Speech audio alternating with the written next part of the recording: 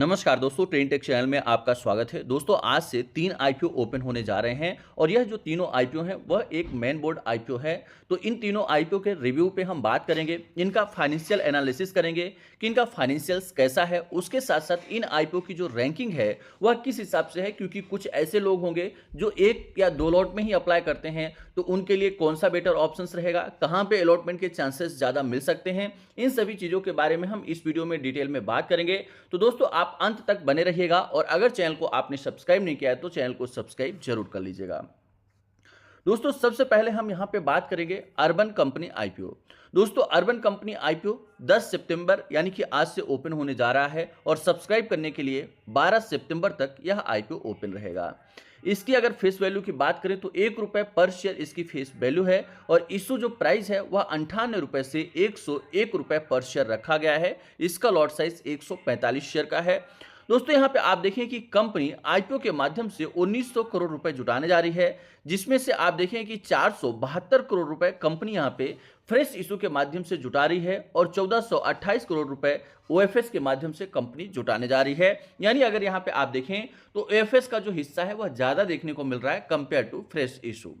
दोस्तों, यहाँ पे बाकी के भी डिटेल से आप देख सकते हैं कि इस आईपीओ का जो अलॉटमेंट स्टेटस है वह आपको मंडे 15 सितंबर को देखने को मिलेगा और इस कंपनी का जो शेयर है वह मार्केट में 17 सितंबर को लिस्टेड हो जाएगा।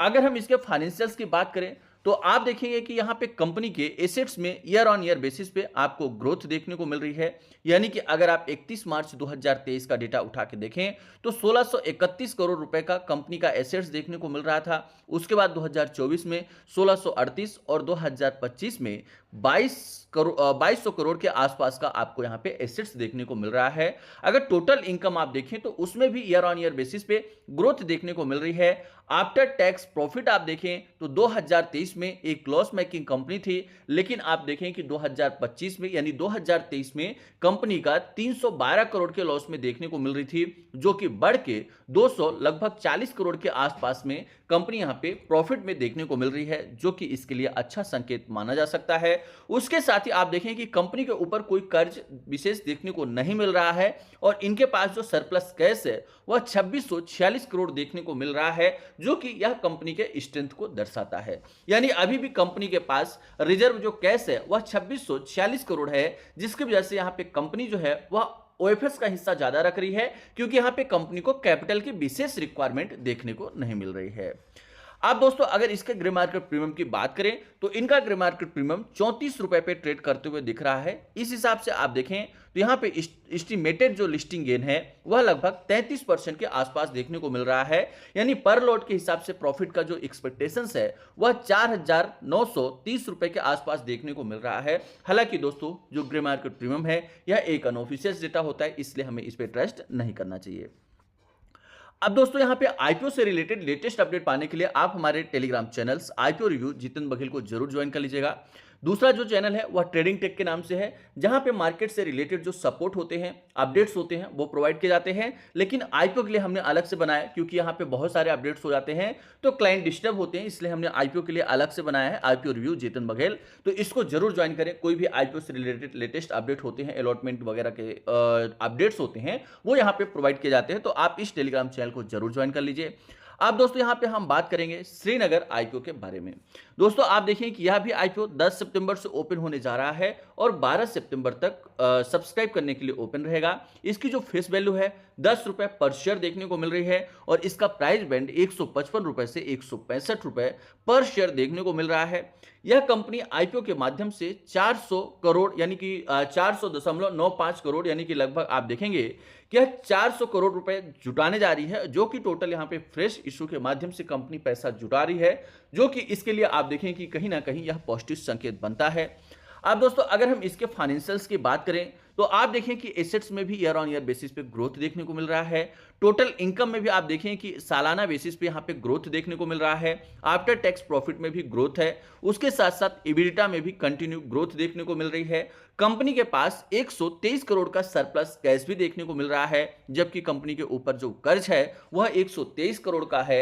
यानी अगर नेट नेट आप डेटा उठा के देखें तो यह डेप्ट फ्री कंपनी देखने को मिल रही है और यह जो आईपीओ के माध्यम से पैसे जुटा रहे हैं 400 करोड़ रुपए, वह कंपनी के कैपिटल एक्सपेंडिचर्स में लगेगा, कंपनी के पास जाएगा, जो कि यह कंपनी के लिए पॉजिटिव बनता है।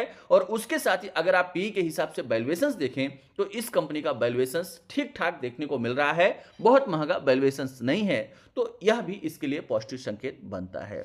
अगर इस आईपीओ के ग्रे मार्केट प्रीमियम की बात करें तो आज के रेट में 18% पे देखने को मिल रहा है, यानी कि इसका जो ग्रे मार्केट प्रीमियम है वह 30 रुपए पे देखने को मिल रहा है, यानी एस्टिमेटेड जो प्रॉफिट है वह 2700 रुपए दिखा रहा है। लेकिन दोस्तों यह grey market premium unofficial data होता है, इसलिए हमें इस पर ट्रस्ट नहीं करना चाहिए, लेकिन यहाँ पे हमें अपडेट देना पड़ता है क्योंकि इससे एक मार्केट का एस्टिमेट पता चलता है कि क्या आगे आने वाले समय में हो सकता है।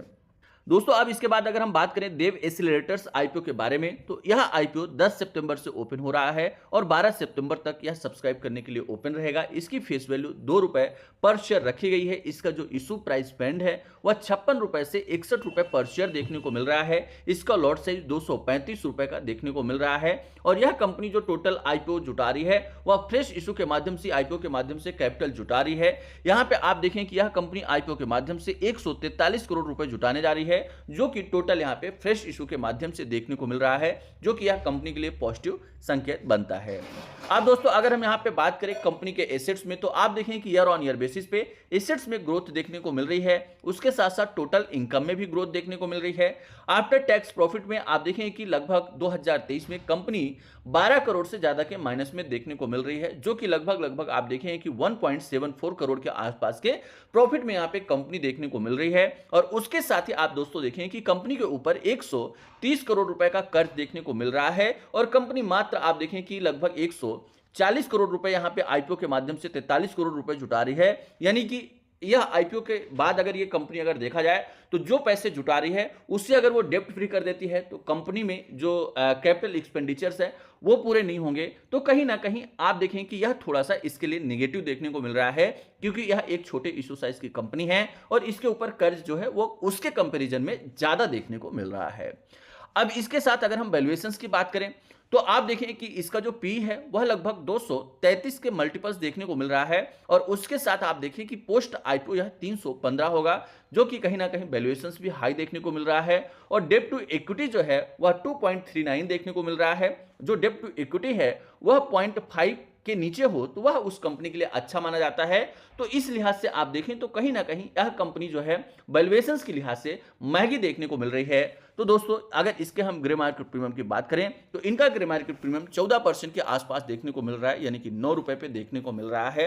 हालांकि यह एक अनऑफिशियल डेटा होता है, इसलिए हमें इस पर ट्रस्ट नहीं करना चाहिए। अब दोस्तों अगर हम फाइनल रैंकिंग पे जाएं तो आप देखें कि सबसे पहले रैंकिंग पे यहां पे आपको देखने को मिल रहा है अर्बन कंपनी का आईपीओ, क्योंकि आप देखें कि यह एक बड़े इशू साइज, यह कंपनी 1900 करोड़ रुपए आईपीओ के माध्यम से जुटा रही है, यानी यह एक बड़े इशू साइज वाली कंपनी है, इसलिए यहां पे आपकी जो अलॉटमेंट के चांसेस है वह ज्यादा देखने को मिल सकते हैं। इसका जो वैल्यूएशंस है वह भी अट्रैक्टिव देखने को मिल रहा है, ठीक ठाक देखने को मिल रहा है और उसके साथ साथ कंपनी के पास सरप्लस कैश भी देखने को मिल रहा है, यानी कंपनी के पास सरप्लस कैश है और उसके साथ साथ इसका जो फाइनेंशियल्स है वह भी ठीक ठाक देखने को मिल रहा है, ईयर ऑन ईयर बेसिस पे ग्रोथ देखने को मिल रहा है। और इन तीनों आईपीओ में से अगर आप कंपेयर करके देखें तो ग्रे मार्केट प्रीमियम भी इसका हाई देखने को मिल रहा है, इसलिए हम यहां पे पहले रैंक पे अर्बन कंपनी को रख रहे हैं। उसके बाद दूसरे हम बात करें कंपनी की तो वह श्रीनगर आईपीओ है, क्योंकि इसका जो टोटल इशू है वह फ्रेश इशू है, यानी कि यह कंपनी 400 करोड़ रुपए जुटा रही है और टोटल फ्रेश इशू के माध्यम से जुटा रही है, जो कि कंपनी के लिए पॉजिटिव संकेत होता है, क्योंकि वह पैसा डायरेक्ट कंपनी की ग्रोथ में लगने वाला है। उसके साथ साथ इसके फाइनेंशियल्स में भी ग्रोथ देखने को मिल रही है, वैल्यूएशंस भी ठीक ठाक देखने को मिल रहा है और ग्रे मार्केट प्रीमियम भी 18% के आसपास देखने को मिल रहा है, इसलिए हम यहाँ पे श्रीनगर आईपीओ को सेकंड रैंक पे रख रहे हैं। थर्ड पे आप देखें तो देवेक्स आईपीओ है, क्योंकि यह एक छोटे इशू साइज का आईपीओ है, जिससे इसको काफी ज्यादा सब्सक्रिप्शन मिलने की संभावना बढ़ जाएगी, जिससे जो अलॉटमेंट के चांसेस होंगे वो कम होंगे और उसके साथ साथ इस कंपनी के ऊपर कर्ज भी देखने को मिल रहा है कंपेयर टू इनके इशू साइज और उसके साथ साथ वैल्यूएशंस भी महंगा है और जीएमपी लगभग 14%, यानी इन दोनों आईपीओ से कम देखने को मिल रहा है, इसलिए हमने इसको थर्ड रैंक पे रखा है। दोस्तों यहाँ पे हमने इस आईपीओ के बारे में कंप्लीट एनालिसिस करके हमने बता दिया। अब यहाँ पे आपको डिसीजंस लेना है कि आप किस आईपीओ में अप्लाई करेंगे। यहाँ पे हमारे द्वारा किसी भी प्रकार का आपको ये सलाह नहीं दी जा रही है कि आप किस आईपीओ में अप्लाई करें। केवल हमने यहाँ पे एक फाइनेंशियल एनालिसिस और यहाँ पे रैंकिंग इसके फाइनेंशियल्स के हिसाब से, यहाँ पे अलॉटमेंट के हिसाब से, वैल्यूएशंस के हिसाब से हमने एक रैंकिंग बना दिया है।